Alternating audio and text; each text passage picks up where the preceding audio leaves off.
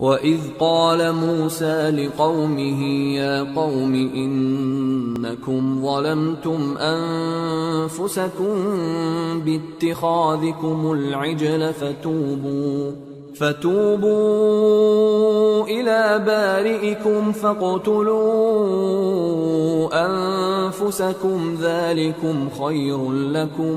ذَلِكُمْ خَيْرٌ لَكُمْ عِندَ بَارِئِكُمْ فَتَابَ عَلَيْكُمْ إِنَّهُ هُوَ التَّوَّابُ الرَّحِيمُ۔ اور جب موسیٰ نے اپنی قوم کے لوگوں سے کہا کہ بھائیو، تم نے بچڑے کو معبود ٹھہرانے میں اپنی جانوں پر ظلم کیا ہے، تو اپنے پیدا کرنے والے کے آگے توبہ کرو، پھر اپنوں کو قتل کرو، تمہارے خالق کے نزدیک تمہارے حق میں یہی بہتر ہے۔ پھر اس نے تمہارا قصور معاف کر دیا، وہ بے شک بڑا معاف کرنے والا ہے، بڑا مہربان ہے۔